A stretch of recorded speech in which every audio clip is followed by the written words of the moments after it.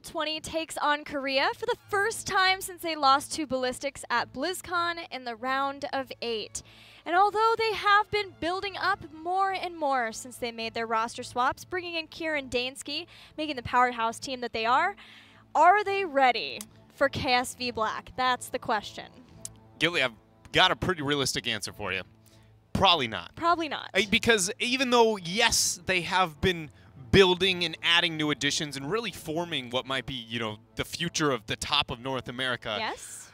KSV has also just proceeded to practice and get better as the roster which they have, and there's really no reason to expect a chink in the armor here for the side of KSV. I want to remain optimistic for the North America, but it is going to be a very difficult game or series of games here for World 20. And it's not like they have had the easiest of times so far. They did defeat 2 Chinese opponents in SPT and BTG, but unfortunately for them, they lost to Team Dignitas, and then they were understandably downtrodden when I talked to them this morning because they lost to Fnatic, and honestly, both of those games, they were in charge at some point, and they very well could have won them. Yeah, if there was just maybe a little bit more concise decision-making, I would say, on the back half of the game, I very much feel like those were their games to lose. That being said, though, I feel like it's got to be a great learning experience. In both games, there were major moments of indication where you can say we didn't maybe execute this effectively or at least efficiently enough, and we got punished because of Fnatic. And it's just, again, it's one of those cases where if you have a game that you know where the problems are, you can learn a lot more than when, like, for instance, a game where you just go, we're like down 3 levels and I still have no idea how this happened. Even game 1 on Cursed, they had manipulated the rotations of Fnatic so well due to the bosses not being traded initially that everything came down to that one fight around the top boss, and like a large majority of time, the mosh that Justin went for would have won the game. Smexy was barely outside of it, so we could boop him out of that, and that is what turned the tides for that final fight. But it could have easily, like, flip a coin, gone the other way to World 20 and then been able to take that victory. Yeah, and, you know, KSV's performance, excuse me, my mic is a little bit off here. KSV's performance has been, as I proceed to drop my notebook immediately after, it has been good. I will say that I feel like it hasn't been as great as maybe I expected, considering the team off such a dominant performance throughout BlizzCon, only dropping 1 game to Fnatic in the Grand Finals. And even then, it was with a unique composition, right? It legitimately looks like they were going to repeat the Spring Global Championship and go undefeated through the tournament. And, you know, looking at some of the history patterns we've seen when you go from BlizzCon into GCWC, I guess it does match a little bit of what we saw from Ballistics after they won. They actually only got 2nd within the group stage and before we got to the knockout stage. But I just expected, I think, a little bit more right out the gates from MVP Black. It's not like they are looking bad by any means, but I expected just ruthless performance, and I feel like they have shown patience in areas that maybe I wouldn't have normally assumed. Now, when you talk about that, are you referencing the game loss to Fnatic at the very beginning? What you guys don't know is that I dropped my pin like 10 seconds before we went live, so we're just a hot mess up here on the desk. But were you talking about the game that was lost versus Fnatic, or are you talking about something else within KSV's play? I would say that would be the first indicator, being the opening series for the, not so much the tournament, but like one of the earlier series that they ended up playing. But even within in-game, against more formidable opponents, I feel like against their performance against weaker teams and some of the ones that have made it clear we are maybe not on par with KSV, they have performed as expected. But against anybody who kind of, you know, can bring a little bit more of the fight, I expected more dominance from them. Yes, they did win the game pretty clearly. Maybe I'm asking too much for them. Maybe I'm going way, way back to when the win streak that they had before. I'm hoping they relive it somehow. But yeah, the 42 games. Yeah, maybe that is my mistake. But either way, that is the thought I've had every game that we've watched out of KSV so far. Well, let's see if this team can bring the aggression to KSV. They are a definitely capable team for bringing the aggression. Roll 20 Esports, the top team out of North American HGC. So far they've had, like we talked about, kind of a rough go through the group stage, but they've also been playing a lot of Junkrat. We'll see if they're going to bring their Junkrat back yet again to this series. The other side, world champions KSV, only dropping a single game at BlizzCon, only dropping a single game so far in the group stage of the Gold Club World Championship. Who do you have your eye on today from this team? I feel like they have 5 legitimately all-star Yes. players to the point where it's really, you can just kind of pick and choose. Would you like to go with Tist, Kyoja, Sake, Rich? Doesn't really matter. I think if I always go to one player in particular when I think of the dominant KSV Black, MVP Black, whatever era, and it's got to be Sake. He is not only one of the longest standing members of this roster, though Rich was a part of the very dominant Spring Global Championship, but there was that moment where he kind of disappeared. Sake not only has shown to be a part of the roster through the highs and the lows, but more importantly on multiple roles. He has stood out and been able to show he is a world-class player. So that is who I'm looking out for against Roll20. Map ban and picks, though. Oh, man. Makes a lot of sense that KSV would ban Braxis Holdout, or excuse me, Warhead Junction against a North American team. But North America's gonna do what we do best. We'll just take it to the other one, other StarCraft theme map. We'll go Braxis Holdout. You and I were talking about theory crafting what Roll20 wanted to do in this series. When Team Freedom met KSV in the round of 8 of BlizzCon, they did the exact same thing here, taking KSV to Braxis Holdout. But I have bad news for North American fans. That did not go well for Roll20. Every once in a while, a Korean team will try to take KSV to Braxis Holdout, and generally doesn't work out for them either, except for that one time that they ended up playing against a Cho'Gall Ariel Medivh. But hey, even that can catch even the best teams off guard. Always keep the pocket Cho'Gall bamboozle strategy if you're going to take on KSV. That's what we learned from that series. Maybe that's the direction Roll20 will go. I'm going to put, it's probably low chances. They are trying to catch off Roll20 or KSV off guard, but I don't think they'll try and go that far down the rabbit hole. But we'll see what they're going to do in terms of ban. The biggest thing, knowing now that we're going to Braxis Holdout on the side of Roll20, is I just want to see very fluid laning and transitions. That is, without a doubt, probably one of the bigger strengths that North America displays onto the map. And I think if there's any shot here for them, it's got to be through that and drafting around that concept. This does suit Goku's best hero, one of his best heroes, Dahaka. What do you think? Is it his best? I think it is at least easy to say that in the sense that he has the largest sample size with the most consistent performance. Yeah, I don't know if from beginning to end I truly think it is, because he does have some of those kind of more niche heroes that he is really, really good at. But when it comes to how often you see him on it and how well he's performing, yeah, it's got to be that Dahaka. Suits that well. So we'll see if KSV wants to give that to him. Dahaka has been doing really well, and it feels like climbing more and more into the upper echelons of drafts. Win rate wise, he did fall somewhat yesterday, but still sitting in the low 60s of win rate at the beginning of today. Wow. Right. Wow, a high first pick. Gul'dan. I cannot say I know a meta where that was a traditional priority. I can't even say I know I can't even think of a time where I've actually been able to see a first pick Gul'dan like that. Not even with two teams that highly prioritize it on maps that is highly prioritized. So there's got to be a clever thought process here from the KSV. There's grins on all sides. Yeah, well, I mean, I feel like if I am KSV, I got to be pretty confident going into this series. And Roll20 already has got to be thinking about where is this Gul'dan going? Yeah, that's already not a hero that KSV's been playing a lot. But Roll20 won't be dissuaded. They still get 2 heroes that are important in the meta. They're good for them as a team, getting Greymane and Goku's Dahaka. And now, to go with the Gul'dan, Malfurion makes a lot of sense. He's also going to be able to help with the wave clear. He gives a lockdown to go along with the Muradin that was taken. Muradin, fantastic hero on Braxis Holdout that we talk a lot about. And he also, it provides a really cool kind of vague laning situation with the Malfurion as high as it is, pairing it with the Gul'dan, because it can lead to the 2-1-2 of the Muradin backdooring of the shrines itself with heavy pressure. Malfurion and Gul'dan are very, very dominant in wave clear and accenting the weaknesses and strengths of one another. And then you just pair that with another solid duo, and it has not maybe as fluid an impact in the early stages of the game as a heavy 2-3 with large transitions, but it's still really, really good strategy here, and showing that KSV has moved beyond, far beyond the 1-4 of old.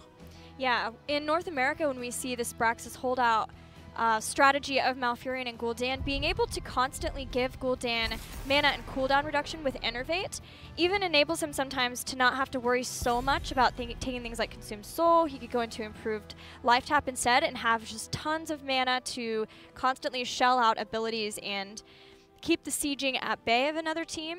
So that's why we see those two paired together often, at least in our region, on Braxis Holdout. Ban on Zeratul from Roll20. There is some curious things going on through this draft. Curiouser. I feel like something's happened to Roll20 and scrims or something here. And just from, you know, kind of the smiles and smirks we've got on the side of KSV, which is not uncharacteristic of them whenever they're feeling confident, to just kind of be like, yeah, we picked the Gul'dan. What do you think about that, huh? And then the fact that we see a Zeratul banned out on side of Roll20, that is interesting. I don't know if it's going to get any more wild picks beyond that point. I feel like we've gotten past that, but maybe Roll20's got something up their sleeve. With ETC removed, you've got to be considering what is the major frontliner that Roll20 wants. With the Muradin already picked up, you got to say, well, that's got to be the Arthas that has been so popular or the Anubarak. I feel Anubarak may be a bit better in this type of situation to make sure you can get onto the Gul'dan. Yeah, get on the Gul'dan. He has the spell armor for that too, and he can function in the way that KSV will be using Muradin, and that he can burrow onto the point and draw back anybody who's sieging. But I wonder if Roll20 has any inclination to go into their garage that they sometimes play as a way of throwing people behind towers. It's the only other thought I would say besides a noob. I think it'll be one of those two. I think that's a really good point. I just, that being said, I hope to see them not. The Lucio indicates that maybe even more incentivized as a pick. Oh, they're going to do this again. Okay. Just because it provides, the Garrosh's bigger problem is getting in and getting out. And Lucio's kind of like, you know, I'll make that very easy with that speed boost I provide. And then they go with the Ragnaros. So they did this versus SPT in their first series. The double solo laners and then the rotation with the 3. With Lucio, who can make that faster. With Greymane, who can give some more kill potential with the rest. And the Warrior, whatever that Warrior ends up being for Justing. Knowing that we've seen this draft in the similar playstyle already from Roll20, do you look at this and go... Do you immediately go, this is what you would like to see, or do you feel like it's the inverse? I can say for myself, I immediately go, showing a strategy you've already shown throughout this tournament against a team like KSV.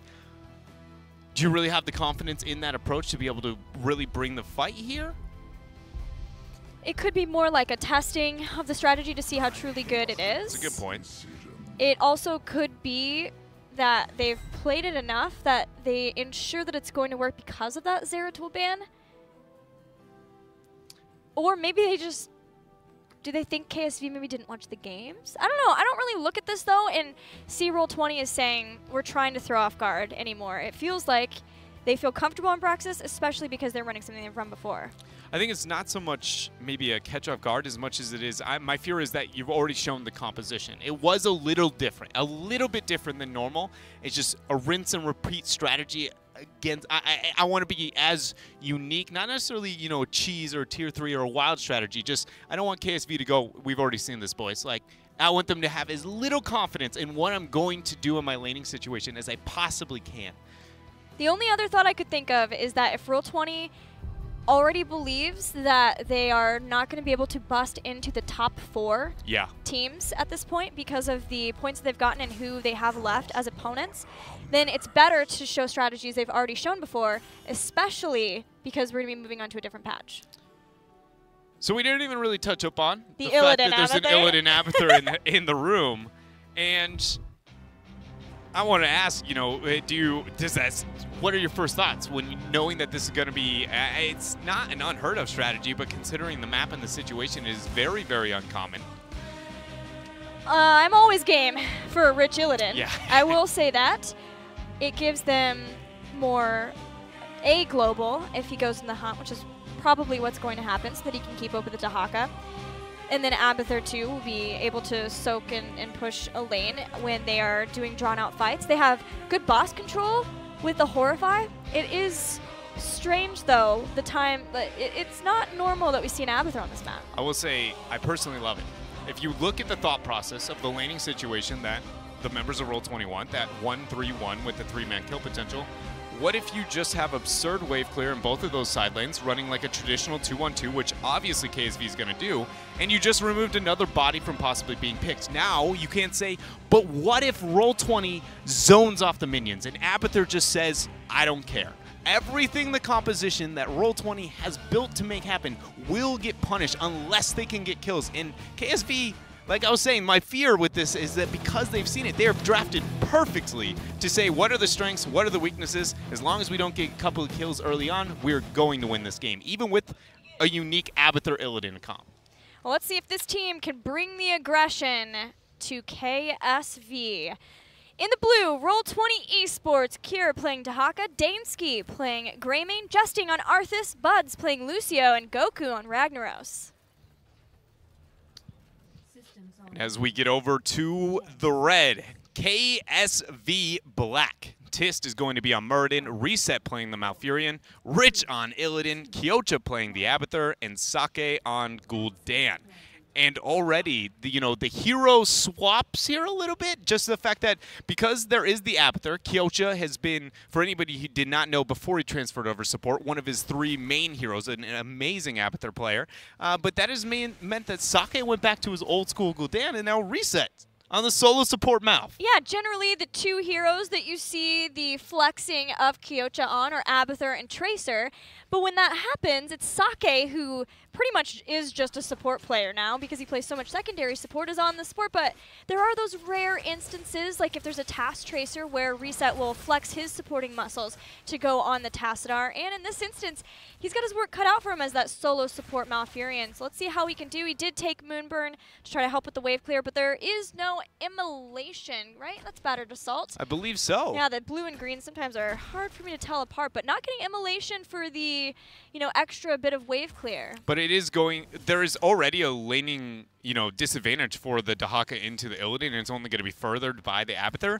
And what that is doing for KSV in this map is now limiting the laning situation and options that we saw from Roll20. The strategy before was a bit more effective because they were confident with not only the laning advantages that they had in the 1 versus 1, but more importantly, who was going to what lane. And KSV is now playing fluid laning, trying to make sure that Dahaka never finds himself in the matchup that he necessarily wanted. Rich is getting the transfer around. And again, this is just KSV doing their homework a little bit onto the playstyle of Roll20 and directly countering it through their playstyle and draft. Yeah, if Roll20 can't get kills, they definitely need to get some damage done to structures. But KSV with the Moonburn Abathur hat takes him down, willing to dive in over, head straight down to the small wall, be able to get out Justing somewhat has to be soon, careful. As long once his team busts him out of here, or he has the dive to get back over, which he had. I've seen Rich dive riskier turrets, is all I'm saying. Whenever this guy gets on Illidan, he is afraid of no one, absolutely nothing. As you see Kira getting stuck and caught out. Has to use the burrow, but the body blocks are going to be real, and now he is going to drop. Again, Justing risking the positioning, moving up. Rich is going to go ahead and dive, and there it's going to be a Molten Core. Molten Swing. Oh, the wow. Oh, Arthas still goes down as Tist dives and over the Goku's other side to dead. take him Not out. like Goku's this. going to come out of Molten Core, Rut-Row. Has the Body movement blocks. speed? Gilly, No. this is just gross. This KSV. is KSV. Man, they are just putting on this pressure. And now what do you do with Roll20? Everything that they have built their composition around for the beginning half of this game, not only is the full level disadvantage, you're just getting on top of the objective, but just purely from a strategical point, shot calling wise, this game is so disproportionately different than what you could assume that it is.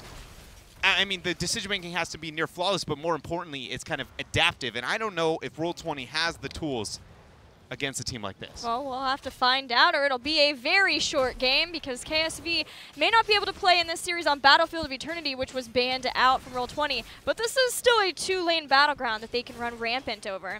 2 things I loved that Illidan. Rich was willing to go and dive over the gate even before he had a friend or foe, knowing that his team would keep him alive and that he could just wait until he could dive back over the small wall. And then not being able to get the Arthas kill once the Molten Core came out, Tis was like, no, I got this, it's fine. I'm an Illidan too. We have so many different types of Illidans, and Muradin is just tanky Illidan now. Tanky Illidan's flanking for the rest of real Illidan to be able to join this fight. So Roll20 might have to second guess themselves. Rich goes in, gets a little bit of value there out of the battered assault. They're going to try and force this 4 versus 3. And they're going to actually at least get a couple of zone and pushback against Roll20. Tiss has to use the Dwarf Toss to get back out, but he has got himself the Murden passive and Malfurion. So right now it's just KSV actually playing a bit more patient with the laning decision-making than I thought, but they're now going to force again, trying to capitalize on Goku out of position, but it costs Rich his life. Rich does go down. Tist does too. Roll20 using the amoeba effect of just sitting together, sitting on top of each other so that they have the heals from Buds, and importantly, they're sitting on that Arthas slow so they can start bringing down those 2 targets. This gives time for Cure to be able to take the top, and Roll20 are going to eke ahead somewhat of a lead in the beacon progress. Absolutely insane when you consider the fact that KSV just found themselves, I mean, it was a full level and a half advantage, and just off of that skirmish they were willing to take down below. It's near even. You know, it's definitely not perfect considering how much damage has been done to the structures both on top and bottom in favor of KSV. But it is definitely now a window where at least Roll20 can kind of hold on. Cure, no way he's going to be able to survive out of this. Another dive against for KSV. And it's something that Roll20, you know, I feel like they've got to be able to clean up here. Yeah, they need to staunch that. But at the very least, if someone's going to go down like that, not get panicked and take an advantage wherever they possibly can. That's what they're doing in the bottom lane here. They get a lot of damage done to this bottom fort. In fact, it will go down. But the rest of KSV rotating in. Tist catches Goku with the Stormbolt. He's going to head straight in. Is he going to try to Molten Core this? I think what he was trying to do is, because even though that root wasn't actually perfectly framed against the wall, because the model of Ragnaros was big enough, no matter what, he would have ended up hitting that. So he had to return around, try and get one heal off, or one heal from his Q and be able to make it out. That was actually just a brilliant root coming out from Reset, which, to remind everybody at home, that is not his main role. He's the tertiary support. The temporary primary, but traditionally tertiary support. The battle rages on over the bottom beacon as Rich is starting to come in, Justing extremely low as Sake here is shelling out all the damage with his Fell Flames. Justing will eventually fall, but he's taken down Murden with him, trading out 1 for 2, though, as Greymane also fell. That's one of those fights that is an Illidan when you walk in and you see more than one member that low in HP. Goku? You suddenly are, hello? No. Oh. Hello? Goku! Sake's, Wait, Rich! Wait, how's... Wait! No, the Drain Life! Ah! He almost had the opportunity there. Goku somehow actually almost turned that around. I think the splash damage was a bit, you know, because KSV got a little bit too close. The splash damage on that top Q was enough to turn it around and catch them off guard. But there is still a lot of things going against Roll20, though there are a couple of moments of, oh, you know, that's pretty nice. This is working out. It is still grim, as this is going to be a lot of percentage, almost 100% here for KSV. Double fort pickup. Heroics will be here for Roll20 in defense against the Zerg Rush, and they have a Ragnaros, so they should be able to, you know, stall out and maybe avoid the loss of a keep, but KSV is gaining momentum throughout this game. Yeah, that's the biggest deal now for Roll20. Stabilize, save the keep, but KSV is setting up for a monster push. They got the Mercenary Camp in the bottom to keep some of the members of Roll20 busy while they rotate it up, get the Mercenary Camp along with the Zerg Rush, and with...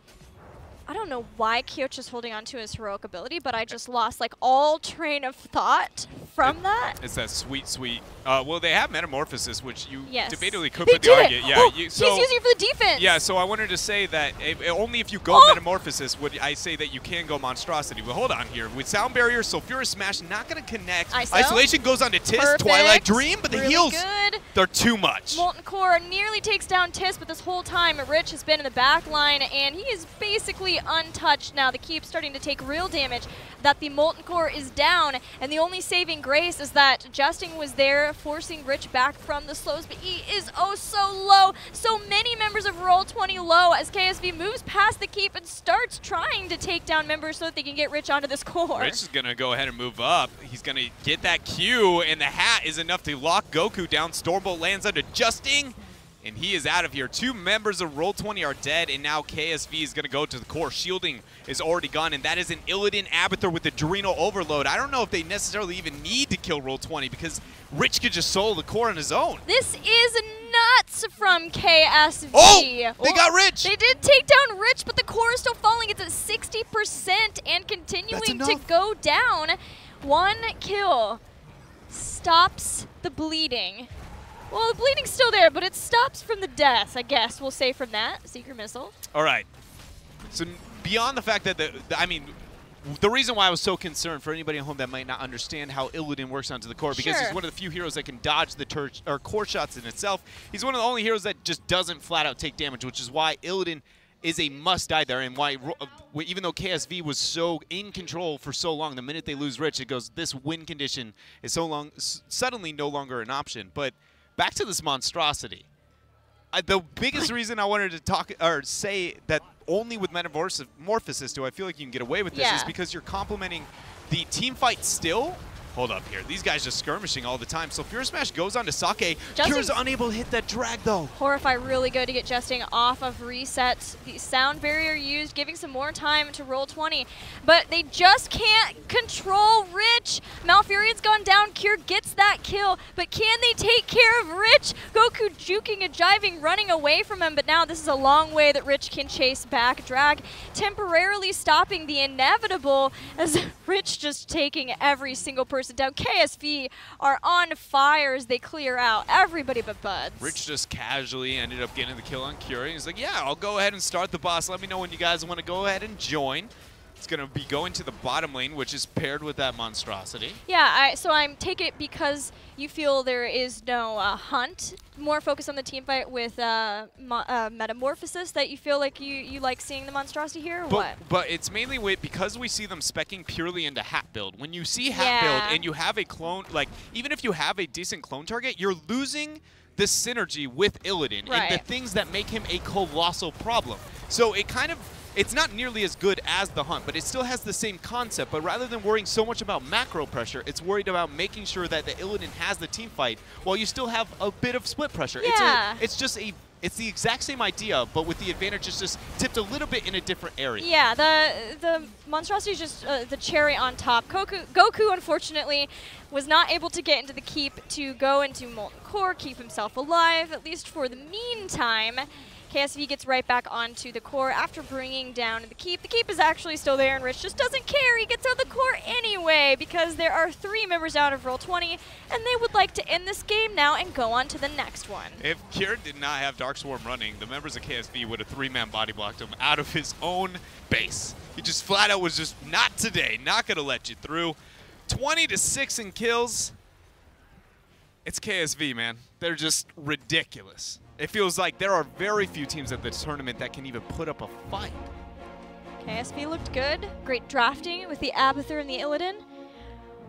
Not sure yet if the monstrosity will be a mainstay. Sometimes KSV likes to play with their food a little bit, but it does make sense when you have adrenal overload. You want to give the attack speed to Illidan. You have Soma transference to give the bit of heals from that too, even specking a little bit into your stab there to want to have that hat for him and just function. You live vicariously through your friend in the team fights. And when you have Rich just dashing as fast, getting as many auto attacks as he was and all over the place, you just feel like you're just have a huge impact on the game because you're just a little bit of everywhere. Illidan's a little bit of everywhere. Again, yeah, as you said, I don't think that's going to be a staple. And you hear me, getting excited with it. It's not by any means going to be meta, but it's actually an adjustment, one of the few that I would say I don't think it's as unreasonable as you'd expect for how rare Monstrosity is, because though Monstrosity doesn't see play, if you look at the history of it, it has only gotten buffed to the point where it's actually insane. Yeah, the stacking, it is moving the numbers of stacks up. Ridiculous how powerful Monstrosity has gotten. And so when you consider that and how big Illidan needs to be effective within these type of team fights, and it synergizes with that hat build, I thought it was very clever. Super clever. Works well for the idea that Kyocha, the support player in general, focusing on his hats.